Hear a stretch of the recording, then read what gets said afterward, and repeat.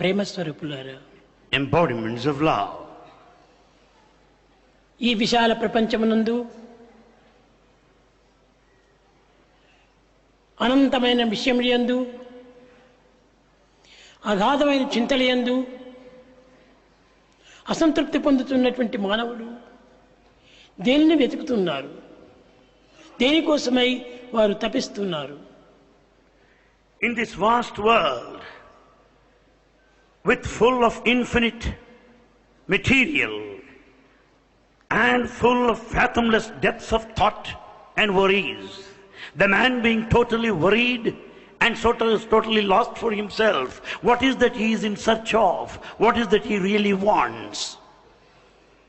కొందరు ప్రాకృతమైనటువంటి చింతల నిమిత్తమై, మరికొందరు అప్రాప్త నిమిత్తమైనటువంటి యొక్క చింతలు సలుపుతూ కాలమును వ్యర్థం చావిస్తున్నారు. Some are wasting their time thinking of the world, while some are struggling hard to earn that they do not deserve and waste their time. కానీ ఆధ్యాత్మిక మార్గమునందు అనేక మంది దైవాన్ని దర్శించాలని, దైవాన్ని స్మరించాలని, దైవంతో సంభాషించాలని చింతిస్తున్నారు. But in the spiritual field, many of the aspirants, they want to enjoy the proximity to the divine. They want to converse with him. They want to be with him and near him. Brahma Vishnu మహేశ్వరులని మానవులు చింతిస్తున్నారు. కానీ ఈ బ్రహ్మ విష్ణు మహేశ్వరులు ఆకార మానవులు కాదు. Man worships the triune God in the form of Brahma, Vishnu, Maheshwara, in a human form, but not so. వీరికి ఆకారములు లేవు, They have no forms, ఆధారములు లేవు, they are nothing whatsoever. దీనివల్ల లభించేటువంటి యొక్క ఆనందము లేదు. And there is no bliss out of such form of worship. అయితే ఈ మూరు కూడాను ఏ ఆకారంతో ఉన్నారు అని విచారణ చేస్తే ఉపాధులు లేనటువంటి యొక్క గుణాకారులై ఉన్నారు. If you want to know the real form, you will understand, though they do not have any vesture whatsoever, they have certain attributes at the functional level. ఏమిటి ఈ యొక్క ఆకారములు? What is the vesture, the form they have put on? ఈశ్వర సర్వభూతానాం అన్నారు. It is said God dwells in all of the creatures. ఈశ్వరుడు అన్ని భూతముల యందు ఉంటున్నాడు. God is present in all of the beings. కానీ ఏ ఆకారంతో ఉంటున్నాడు? Yet in what form is he present? ఈ ఆకారం తెలియనటువంటి యొక్క రూపమును చింతించి ఏమిది ప్రయోజనము? What is that you derive by contemplating on that which has no form? కనుక ఈశ్వరత్వం అనగా కేవలం మానవుని యందు కనిపించేటువంటి, వినిపించేటువంటి, తలపించేటువంటి, మరిపించేటువంటి యొక్క దివ్యమైనటువంటి యొక్క శ్వాసనే. Therefore the divinity is that which is present in everyone in a non-apparent way, that which cannot be heard nor felt, that will make you live in this world in the form of very breath. కానీ ఈ శబ్దము ఏ విధంగా మనకు గోచరిస్తుండాలి? The sound, how do you able to listen to it? ఈ శబ్దమును ఆకారంగా అనుభవించాలంటే ఏమి చేయాలి? What is to be done to experience sound in the form, in a particular form? దీనినే ఉపనిషత్తులు This Upanishads బ్రహ్మ అన్నారు, call it Brahma, ఆత్మ అన్నారు. also call it Atma. ఇలాంటి ఆకారరహితమైనటువంటి పదములు ఎన్ని చెప్పినప్పటికీ మానవునికి అర్థం కాదు. Man cannot understand by listening to these terms that have no specific forms. అయితే ఈ శబ్దమునకు ఆకారం ఏమిటి? Yet what is the form behind this sound?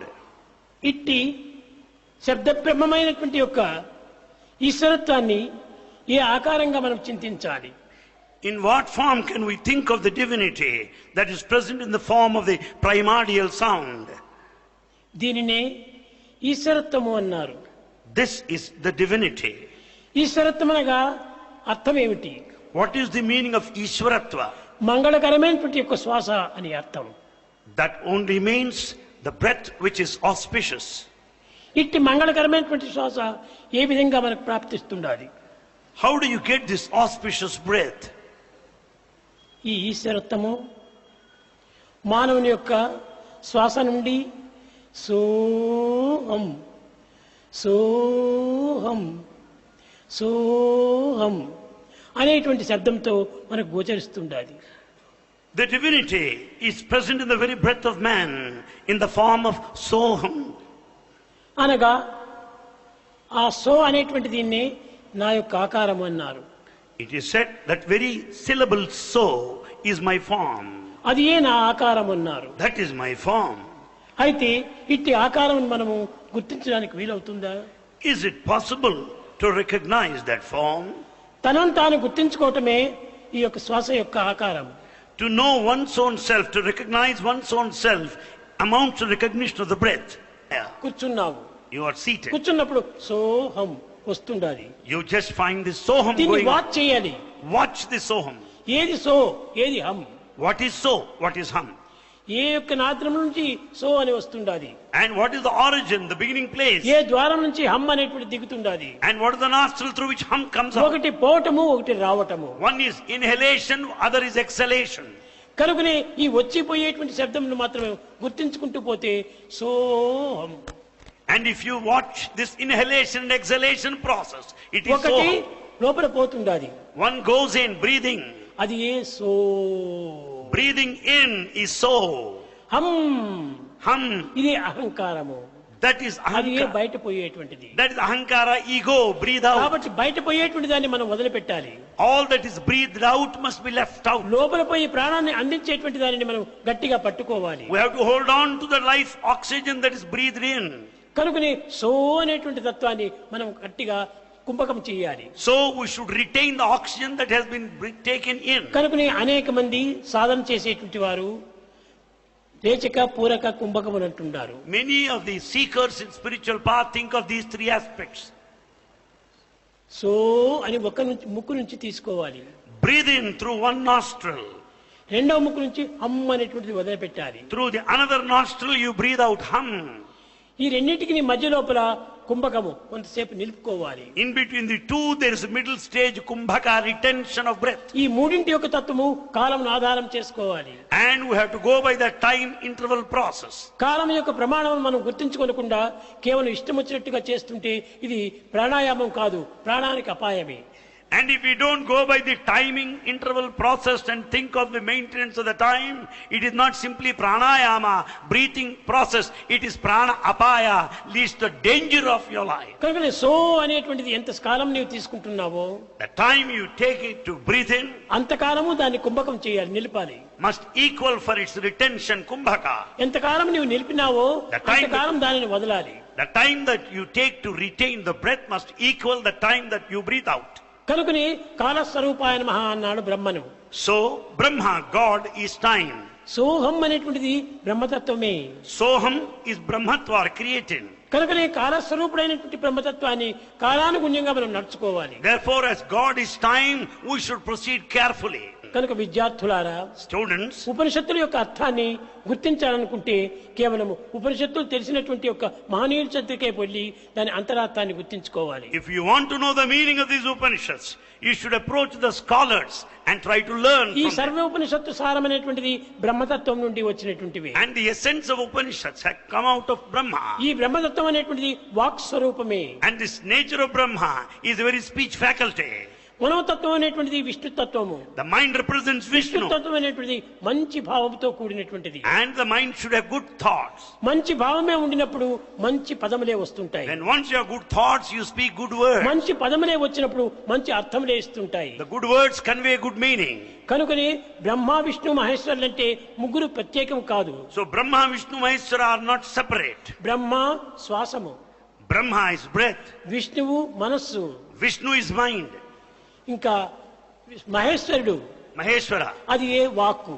And that is the talking. కనుక ఆత్మ మనసు వాక్కు మూడింటి యొక్క ఏకత్వమే Brahma Vishnu మహేశ్వరత్వం. Therefore, the harmony, the unity of Atma, the self, the Manasu, the mind, and the walk, the talk, కనుక represent ఆత్మకు the ఏ రీతిగా divinity. నీవు అర్థాన్ని చెప్పగలవు?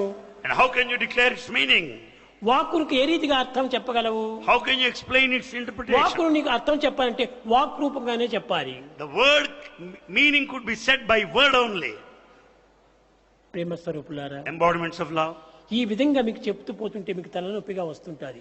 You will not be able to understand in full if its things are stated in all కారణమేమనగా seriousness. అర్థంకు తెలియనటువంటి వారు, ఉపనిషత్తులు చూడనటువంటి వారు, ఉపనిషత్తుల యొక్క సారాన్ని గుర్తించలేనటువంటి వారు దీనికి అనేక అనర్థాలు చేసుకుంటారు. Naturally, those people who have never heard of Upanishads nor meaning of Upanishads, they cannot కనుక నీ understand. ఉపనిషత్తు అనేటువంటిది చాలా శాంతంగా, You should know it peacefully, సమయస్ఫూర్తిగా, at right time, ప్రవర్తన పవిత్రంగా, making the conduct walk great, శుద్ధిగా, and in good words, అప్పుడే శ్వాస శుద్ధిగా మనం చెప్పాలి. and then you can have the మన purity in శ్వాస your కూడా breathing process, పరిశుద్ధం కావాలి.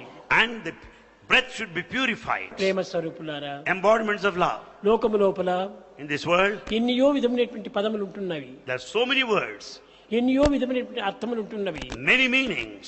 కానీ అర్థములకును ఈ పదములకును ఈ యొక్క సన్నిహిత సంబంధ బాంధవ్యాన్ని చేకూర్చాలి. But we should know the right meaning for every word. ఆధ్యాత్మిక తత్వం లోపల ఈ అర్థాన్ని తీసుకోవటం ప్రయోజనం లేదు. In spirituality, you cannot simply go by its meaning. దాని అర్థం తీసుకోకుండా దాని యొక్క స్వరాన్ని మాత్రమే మనం ఉచ్చరిస్తూ పోండి. You go on repeating its sound. ఇప్పుడు చూడండి, చాలా మందికి నేను అక్కడ చెప్తుంటాను, ఓంకారం అనేటువంటిది ఒక స్పెల్లింగ్ మాదిరి చూడాలి. Omkar, just take its spelling. ఓం అంటారు. Many say Om. ఇది ఓం అనేటువంటి స్పెల్లింగ్ కాదు, It's not spelling that ఇది way. ఒక పదము. It's a word. ఈ పదమైనప్పుడు దీనికి స్పెల్లింగ్ ఏమిటి? Then what is its spelling? ఈ స్పెల్లింగ్ చూడాలంటే ఆ ఊం ఈ మూడు చేరితే ఓం అనే పదం వచ్చింది. And if you want to know its spelling, A-U-M, A-U-M. ఆ ఊం. A-U-M. ఈ పదం చెప్పాలంటే ఆ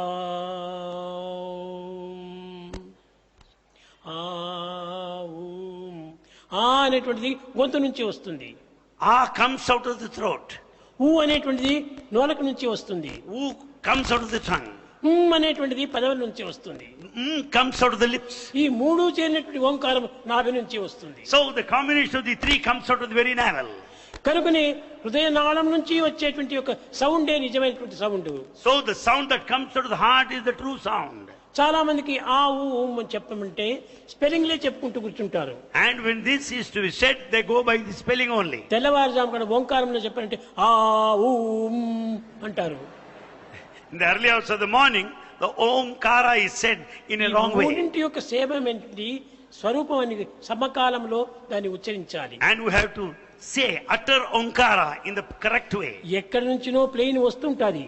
The plane is dashing ఆ forward. శబ్దం ఎక్కడి నుంచినో లభించినట్టుగా తెలుస్తుంది. And you will be able to know its sound. కానీ దగ్గరకు వచ్చినప్పుడు పెద్దదిగా వినిపిస్తుంది. And you listen. తర్వాత తిరిగి అది ఎక్కడికో పోతున్నట్టుగా కనిపిస్తుంది. And you will also hear the sound from distance. అది నిజమైనటువంటి ఒక ఓంకార శబ్దము. That is Omkara principle. ఆ లోకం నుంచి ఎక్కడి నుంచినో రావాలి. And it should come from ఆ within. నాభి నుంచి రావాలి. It should come out of the navel. కంఠం నుంచి వచ్చినప్పుడు అది శబ్దం ఎక్కువ వినిపిస్తుంది. And when once it comes out of the throat, కానీ you will తిరిగి అది hear high వెళ్ళిపోయే sound. సమయం లోపల తగ్గిపోతూ వస్తుంది. And then at the final stage, it declines. కనుకనే ఈ శబ్దములంతా కూడా సక్రమమైనటువంటి తీసుకున్నప్పుడే మనకు సరైనటువంటి భావన కుదురుతుంది. So we should consider every word in the proper sense and know its meaning. అనేక మంది ఈ యొక్క ప్రపంచంలో ఓంకారాన్ని స్మరిస్తూ ఉంటుంటారు. Many people chant, repeat Omkara. ఎన్ని సంవత్సరంలో చరిస్తుంటారు. They do it for many years. స్వామి ఇన్ని సంవత్సరం నుంచి నేను ఓంకార నాదం చేస్తున్నాను, నాకు ఏమాత్రము భక్తి కుదరడం లేదు. Many come and say, Swami, I have been repeating Omkara, but I am not able to have steady కానీ ఎట్లా devotion. కుదురుతుంది? How is it possible? సరైనటువంటి అర్థంతో నువ్వు చేస్తుంటే కదా, You are not doing it సరైన meaningfully. శృతిలో నువ్వు పెట్టుకుంటే కదా. You don't say it properly. శృతిలో రాగ తాళంలో మూడు కూడా నువ్వు ఏకం కావాలి. And there should be a kind of proper rhythm in the beat. కనుక నీ శృతి కూడా ఉంటుండాలి. And the tune is necessary. ఈ శృతి లయము కూడా ఉండాలి. And there should be proper rhythm. ఈ కాలము కూడా ఉంటుండాలి. And the time. కనుక మూడింటి యొక్క ఏకత్వాన్ని మనం చక్కగా గుర్తించుకొని ప్రవర్తించాలి. So the beat and the rhythm and the time, all these factors have got to be taken into ఉపనిషత్తులు consideration. అనేటువంటిది ఎంతనో కఠినమైనట్టుగా ఉన్నట్టుగా కనిపిస్తాయి.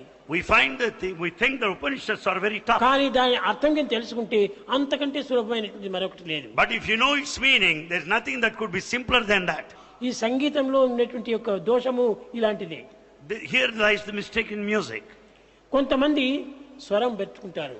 They go by this voice. కానీ ఆ స్వరానికి తగినట్టుగా తన గొంతును మార్చుకోవాలి. And they have to change their modulation. ఆ గొంతును మార్చుకునే సమయం లోపల ఆకారాన్ని కూడా మార్చుకోవాలి. And then we have to change the posture. ఈ ఆకారాన్ని మార్చుకునే సమయం లోపల As you change your posture, ఆనందం అనేటువంటి కూడా ఆవిర్భవించుకుంటూ రావాలి. there lies the bliss. కానీ ఆకారం మారినప్పుడు, When the posture changes, శబ్దం మారినప్పుడు, when the modulation changes, ఆకారంకు అనంతమైనటువంటి ఒక వికారమే కలుగుతుంది. and you cannot experience bliss at all. చాలా మంది మీకు తెలుసును. Many of you know, సంగీతం ప్రారంభించినప్పుడు when one start learning music, చాలా మంది అంటారు. they just make a beginning. కానీ అది ప్రారంభించినప్పుడు ఆ శృతికి తగినట్టుగా ఉందా లేదా? And it should be according to Shruti. ఆ శృతికి తగినట్టుగా లేకపోతేప్పుడు దానికి అపస్వరంగా వస్తుంది. And if it's not according to Shruti, it will be a wrong method. దీనికి దేహమును కూడా కంట్రోల్ చేస్తూ రావాలి. And you have to control your body. చాలా మంది మీరు భజనలో కూడా మీరు చూస్తుంటారు. You must be watching in bhajans. గట్టిగా పైనప్పుడు వీళ్ళ గొంతు ఇంత ఒక గజం దూరం వస్తుంది. And when they just sing at high pitch, they'll be at a distance from the mic. గొంతు మారకూడదు. And you should not change your ఇంత tone. దూరం రాకూడదు అది. And you should not be so దాన్ని distant. కంట్రోల్లో పెట్టుకోవాలి. You should be on your కొంతమంది control. కన్నులు మూసుకుంటారు. Some close their eyes. కన్నులు కొన్ని ఒక కన్ను పైకి ఒక కన్ను కిందికి వస్తుంది ఇది. And one eye upward direction, another eye ఈ యొక్క downward. వికారములు కూడా చాలా తన యొక్క స్వరూపాన్ని మార్పు చేస్తుంది. And these postures also change your form. అందువల్లనే హార్మోని వాయించే సమయం లోపల As you play your harmonium, harmony పైన ఒక అద్దం పెడతారు. and they keep a mirror ఈ there. అద్దం ఎందుకోసం పెట్టారని తెలుసా? Why mirror there? దాని పాట పాడే సమయం లోపల ఆ అద్దంలో చూసుకొని తన కన్నులు, తన నోరు, తన యొక్క గొంతు ఏ విధంగా మారుతుందో గుర్తించుకుంటూ రావాలి. As you play the harmonium, you should just look at the mirror and see your postures and modulation. అక్కడ సరైనటువంటి గొంతే లేకుండా పోతే, స్వరమే లేకుండా పోతే తన ముఖమే తనకు వికారంగా కనిపిస్తుంది. If the tone is not proper, you will find ugly face there. అలాంటి వాడు ఎంత మంచిగా పాడినప్పటికీ తన యొక్క వికారమైనటువంటి స్వరూపాన్ని అందరూ అసహ్యించుకుంటారు. Well, one may sing well, but he looks very ugly because of ఆకారం that. కూడా సకారంగా ఉండాలి. So he should be proper. ఆకారం చక్కగా లేకుండా పోతే అంతా వికారమే అయిపోతుంది. And if akara form is not good, it will be vikara. అలాంటి వాడు ugly. పాటలు పాడకపోయినా కూడా మంచిది. Better you don't sing such songs. కనుక ఇతరులకు అకారాన్ని వల్ల అనేక విధమైనటువంటి అశాంతిని కలిగించకూడదు. And this ugliness will disturb the peace of mind of ఇది others. ఉపనిషత్తుల్లో ఉన్నటువంటి ఒక అంతరార్థం కూడా. This is the inner significance of Upanishads. ఈ ఉపనిషత్తుల లోపల చక్కని సరైనటువంటి భావాన్ని తెచ్చుకోవాలి. And you should know the correct meaning of the Upanishads. మనము కొన్ని పనులు మనం చేస్తుంటాం. We do certain actions. ఆ పనులు కూడాను సక్రమమైనట్టుగా ఉండాలి. And we should discharge our duty ఆ correctly. సమయస్ఫూర్తిగా చేస్తూ రావాలి. Right appropriate to the situation. మనం కొన్ని పాలు త్రాగుతూ As you drink the milk, మనం ఏదో మాట్లాడుకుంటూ వస్తే ఆ పాలంతా కిందికి పడిపోతాయి. and as you drink milk and start conversing with others, the milk అంతేకాకుండా will spill up. గొంతు కూడా పాడైపోతుంది. And the throat also will be spoiled. మనం ఏదైనా తినే సమయంలో తాగే సమయంలో మాట్లాడకూడదు. While eating and drinking, you should not converse. ప్రాచీన కాలంలో ఉన్నటువంటి మహనీయులందరూ కూడాను All ancient good people, భోజనం చేసేటప్పుడు ఏమీ మాట్లాడకూడదు. and no one, they said no one should speak as they die. బ్రహ్మాగ్నో బ్రహ్మనాహృతం బ్రహ్మైవ తేన గంతవ్యం బ్రహ్మకర్మ సమాధిన ఈ రెండు చెప్పేంత వరకు కూడాను నువ్వు ఏమాత్రము ఎవరితోనో మాట్లాడవద్దు. You should not speak to anyone without saying your prayers as you die. భోజనం పూర్తి అయ్యేంత వరకు కూడాను మాట్లాడుతూ మనం భోజనం చేయకూడదు. You should not talk as you take your food. అప్పుడే నీకు జీర్ణం కోసం చచ్చిపోతుంది. And if you go on talking, the digestion will be spoiled. అప్పుడు అది పాడైపోయినప్పుడు ఇంక ఎన్ని రకమైనటువంటి జబ్బులు వస్తాయి. And that leads to so many diseases. ప్రశాంతంగా కన్నులు మూసుకొని ప్రార్థించి భోజనం చేసేయి. And then close your eyes and pray, then start to పిల్లలు eat. చాలా మందికి ఇది తెలియలే. Many people don't know this. ప్రశాంతంగా భోజనం చేయాలి. And as you eat, you should be నవ్వుకుంటూ peaceful. భోజనం చేయకూడదు. నవ్వుకుంటూ భోజనం And చేయకూడదు. as you eat, you should not laugh, లేక ఏడ్చుకుంటూ భోజనం చేయకూడదు. nor should you cry. ఎండు లేకుండా ప్రశాంతమైనటువంటి గుణంతో భోజనం చేసేయాలి. Eat peacefully. ఏ పదములకు దీనికి అర్థమో దానికి తగినటువంటి రీతిగానే భుజించాలి. And you should eat properly, knowing what you are eating. భోజనంకు ముందుగా కూడా నువ్వు ఏ చింతన కూడా నువ్వు తెచ్చుకోకూడదు. You should not have any worry or anxiety before dining. నిత్య జీవితంలో మనం సత్య జీవితాన్ని గడపాలనుకుంటే ఈ విధమైనటువంటి కొన్ని అనుకూలాలు మనం చేసుకోవాలి. In order to lead a truthful life in this eternal life, you should know all these aspects. ప్రేమ ముదిత మనస్య కహో రామ రామ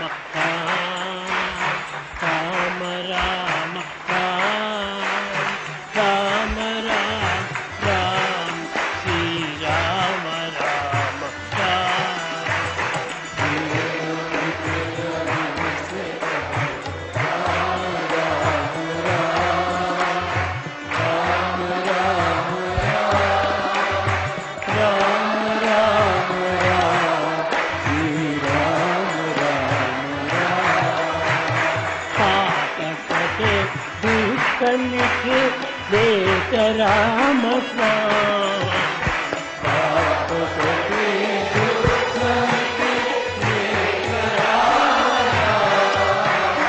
भव समुद्र सुखद नाव लिख राम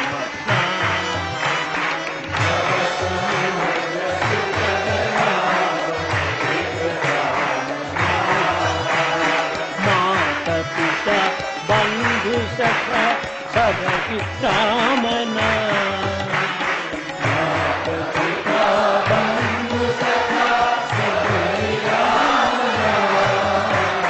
भक्त जनर जीवन गण एक राम